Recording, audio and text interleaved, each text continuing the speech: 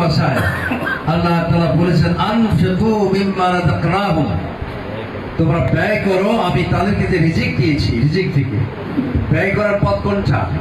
Infarct ফি সাবিলিল্লাহ, দিন প্রতিষ্ঠার কাজে। যেখান থেকে দিন প্রতিষ্ঠা হবে এই দিন প্রতিষ্ঠার কাজে ব্যয় করার কথা আল্লাহ তাআলার পক্ষ থেকে নির্দেশ।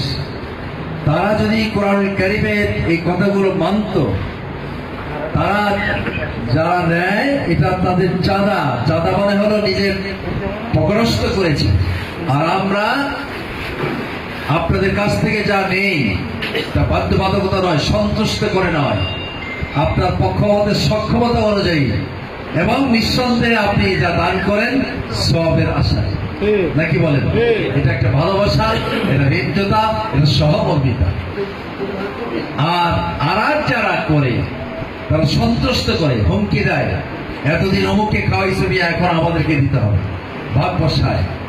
এটি ইসলাম এর দৃষ্টিতে নিঃসন্দেহে গর্হিত কাজ, কি বলেন? সমাজ। সুতরাং আমি কথা বাড়াতে চাই না। নামাজের দিন আমরা আপনাদেরকে ডেকেছি, যা কিছু খরচ করছি এটা ম্লান হয়ে যাচ্ছে, শেষ হয়ে যাচ্ছে। কিন্তু এই পৃথিবীতে যতদিন পৃথিবী থেকে থাকবে আপনার এই অবদান, যতদিন পর্যন্ত এই অফিস স্থাপনা থাকবে ততদিন পর্যন্ত আপনার এই অবদান আল্লাহ তাআলার কাছে রেকর্ড হয়ে থাকবে। বলেন সুবহানাল্লাহ। কারণ গৃহে ফিরলেন, মা আয়েশাকে রাসূল পাক সাল্লাল্লাহু আলাইহি ওয়াসাল্লাম জিজ্ঞাসা করলেন, আয়েশা আমি তো একটা বকরি জবাই করা দেখেছি, তার কি কিছু অংশ আছে? মা আয়েশা জবাব দিলেন, ইয়া রাসূলুল্লাহ, হ্যাঁ আছে, একটা রান আছে শুধু, আর বাকিগুলো নাই। রাসূল জবাব শুনে বললেন, আয়েশা ওই রানটাই তো নাই, তাছাড়া সব আছে। কি বললেন? হে আয়েশা ওই রানটাই তো নাই, তাছাড়া সব আছে।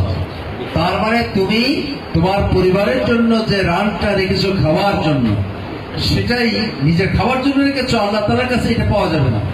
আল্লাহ তাআলার কাছে পাওয়া যাবে সেগুলো যেগুলো তুমি অন্যান্য অংশগুলো দান করেছো। সুবহানাল্লাহ। তাহলে দানের কি মর্তবা বা মর্যাদা এর থেকে বোঝা যায়।